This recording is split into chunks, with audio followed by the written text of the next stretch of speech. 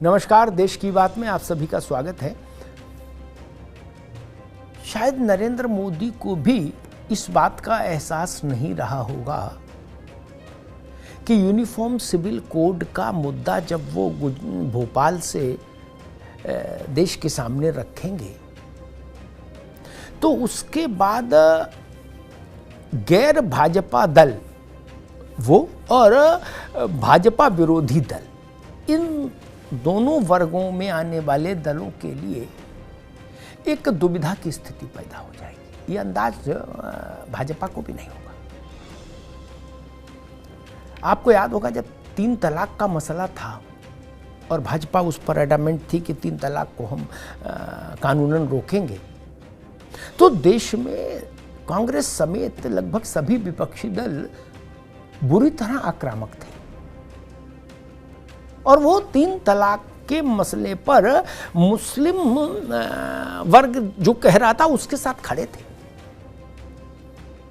लेकिन वो स्थिति अब यूसीसी पर नहीं है।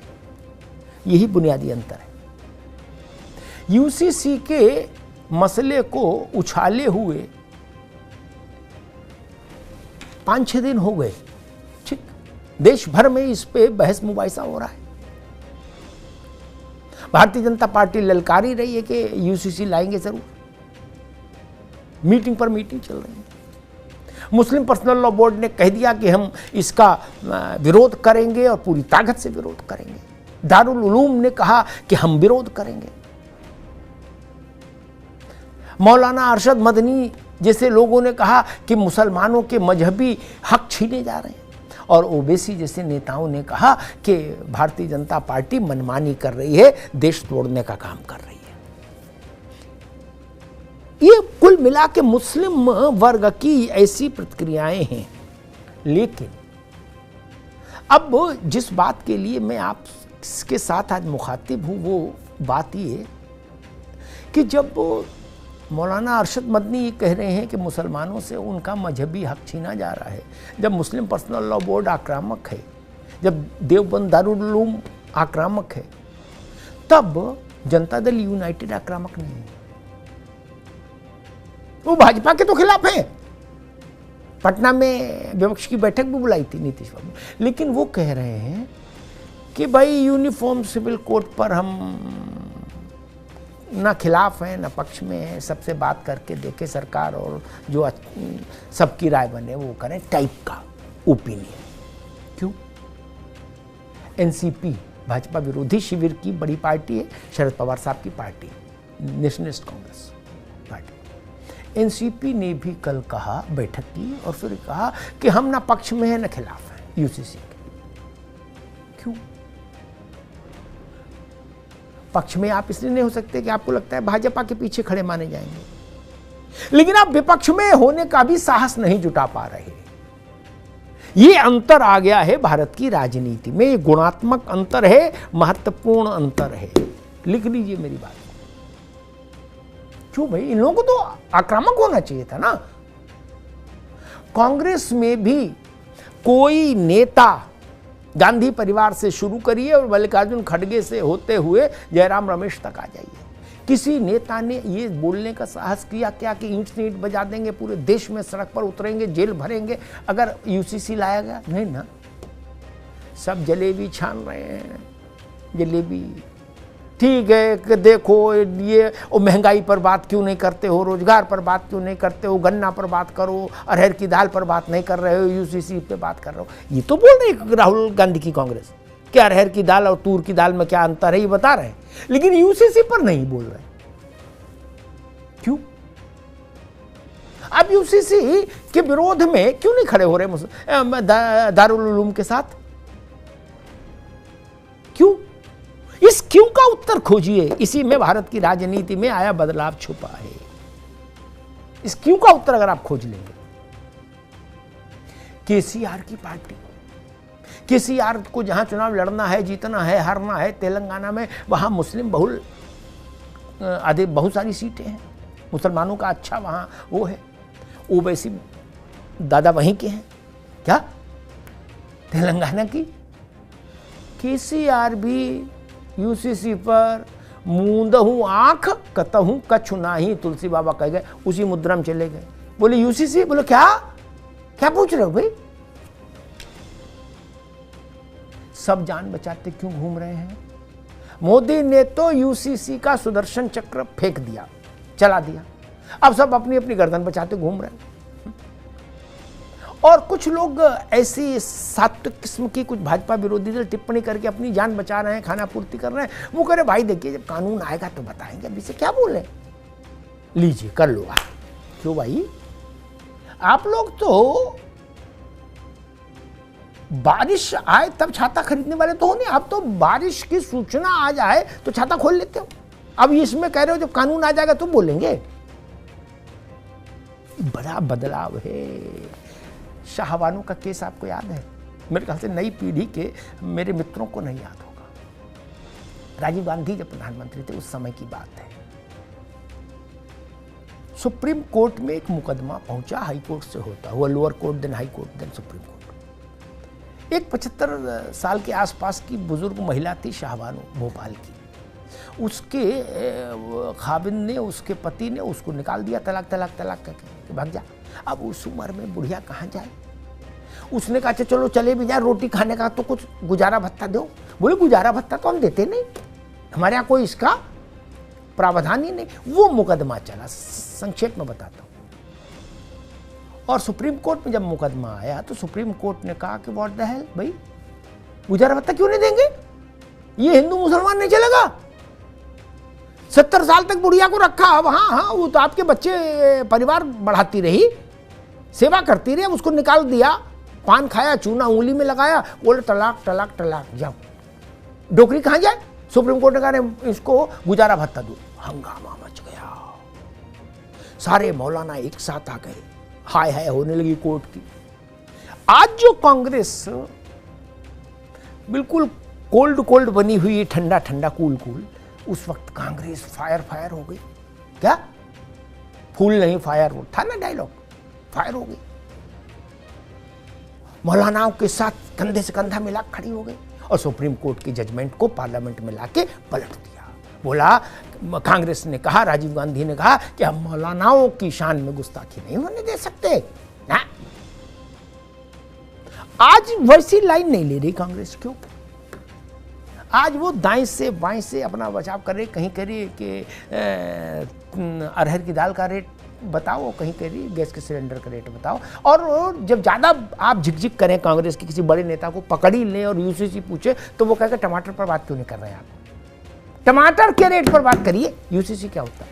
क्या कुछ तो डर है? ये डर क्या है? इवन ममता जी पश्चिम बंगाल, असम, बिहार, उत्तर प्रदेश, ये भारत में ऐसे राज्य हैं जो बड़ी मुस्लिम आबादी जहां रहती है। क्या? और भाजपा वाले ममता जी को मुस्लिम परस्त घोषित भी करते हैं। वो कहते ममता बेगम है ये। हालांकि ममता जी चुनाव जब आता है तो वो जयंती मंगला काली भद्रकाली कपालिनी दुर्गा क्षमा शिवा धात्री स्वाहा स्वदा नमस्तुते चंडी पाठ सुना देती हैं। वो भी गजब है। लेकिन ममता जी भी यूसीसी पर शांत है कि नहीं? आपने सुना कोई उनके मिजाज का बयान? छोटे मोटे बयान की बात मत याद दिलाइएगा, उनके मिजाज वाला बयान कि बंगाल में लागू करके दिखाओ, हम ईंट सीट बजा देंगे। बताइए, राष्ट्रीय नागरिकता रजिस्टर वाला जो कानून बनाया था अमित शाह ने, उसके खिलाफ भी ये सब लोग कितना आक्रामक थे। शाहीन बाग जिंदाबाद कर दिया था। ममता जी ने कहा था बंगाल में रसगुल्ला चलेगा लेकिन ये नहीं चलेगा। क्या? अब की कोई नहीं बोल रहा। क्यों? मैंने इस पर कुछ बड़े मुस्लिम विद्वानों से बात की, जो एक तरह से मुस्लिम धर्मगुरु आप उनको कह सकते हैं कि विद्वान। उन्होंने मुझसे कहा कि अग्निहोत्री जी, हमको किसी से उम्मीद भी नहीं। ये बड़ी बात कह रहा हूं आज। उनका हमको किसी से उम्मीद भी नहीं। मैंने कहा क्यों? ऐसा कैसे हो गया मुफ्ती साहब? तो उन्होंने कहा अग्निहोत्री जी, जो सब लोग, देखिए ये बड़ी टिप्पणी है। एक मुस्लिम विद्वान मुफ्ती ने मुझसे कहा कि अग्निहोत्री जी, जो दल भ्रष्टाचार में आकंठ डूबे हैं, गले तक फंसे हैं, वो नरेंद्र मोदी के द्वारा लाए जाने वाले कानून के खिलाफ सड़क पर उतरेंगे। बोले क्या उनमें इतनी हिम्मत बची है अब? और उन मुफ्ती साहब ने, मैं नाम नहीं लूंगा, बहुत भले आदमी हैं, उन्होंने कहा कि अग्निहोत्री जी, यूसीसी और 20 लाख करोड़ का भ्रष्टाचार, कांग्रेस समेत इन रीजनल पार्टियों का, सबका। बोले मोदी ने दोनों बातें एक ही मंच से गिनाई। क्या?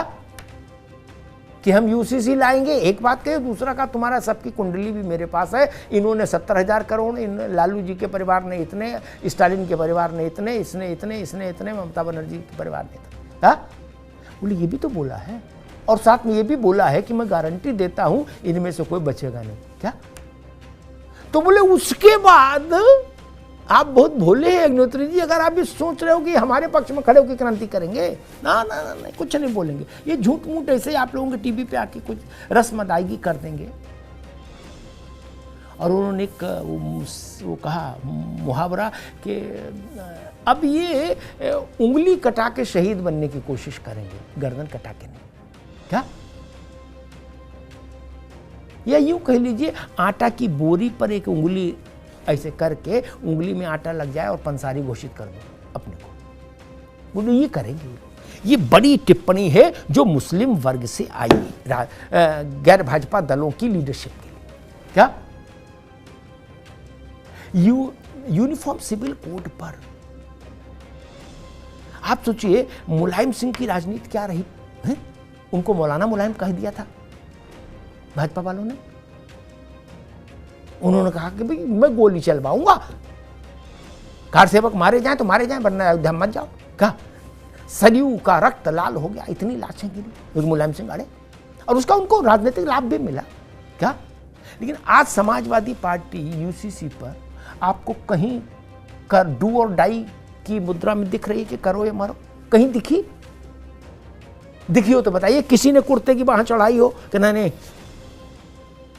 पूरे देश में आग लग जाएगी? नहीं ना, कोई नहीं बोल रहा। महबूबा मुफ्ती भी नहीं बोल रहे, बाकी कोई छोड़िए। क्या? फारूक साहब भी हल्का हल्का बोल रहे, मैं देख लो, समझ लो, सबसे बात कर लो, मिल बैठ के करो। मुसलमानों के पास शरीयत है, शरिया कानून को भी निगाह में रखे सरकार, और उस पर कई बार सोचे और बैठ के बात कर लो टाइप का जो होता है ना। कहीं से कोई विरोध दिख रहा हो जो ऐसा पहले दिखता था, शाहबानों में दिखा, वो दिख रहा है? नहीं। ये भारत की राजनीति में बड़ा परिवर्तन आ गया। और अरशद मदनी जैसे लोग जिन्होंने लगभग 70 साल का सार्वजनिक जीवन जिया है मुस्लिम समाज में, और एक बड़े ओहदे पर वो हैं, जमात-ए-इस्लामी के, जमात-उल-हिंद के अध्यक्ष हैं, सदर। जब वो ये कह रहे हैं कि अब हालात ये हैं कि हम केवल अपना नाइत्तफाकी दर्ज करा सकते हैं, बाकी कानून तो आएगा ही, उसको हम कैसे रोक लेंगे, ये स्थिति हो गई। मुसलमानों के वोट से पीढ़ी दर पीढ़ी राज करने वाले राजनीतिक परिवार आज मुसलमान के लिए खड़े नहीं हो रहे। क्यों? इन्हीं के वोट से आपने राज तिलक किया पीढ़ी दर पीढ़ी। यही एम फैक्टर था जिसको आप अपनी नेहरू कट के अंदर वाली जेब में छुपा के चलते थे। कहते थे बाकी कोई कुछ कर लो, 17% तो मेरे पास है। था ना एम वाई, ये क्या है? यही है ना। अब वो एम देख रहा है कि वाई कहां गया। यूसीसी एक बड़ा टेस्ट केस है हिंदुस्तान की समाज के लिए, समाजशास्त्र के लिए और राजनीति शास्त्र के लिए। और मैं फिर अपनी बात दोहराऊंगा, नरेंद्र मोदी को भी ये उम्मीद नहीं थी कि भाजपा के विरोधी माने जाने वाले दल या भाजपा के विरोध में पटना में झंडा फहराने वाले विरोधी दल यूसीसी के मुद्दे पर इस कदर पीछे चुपचाप सर झुकाकर या अस्फुट स्वर में कुछ हल्का फुल्का रस्मी विरोध जता के चुप हो जाएंगे। और सबसे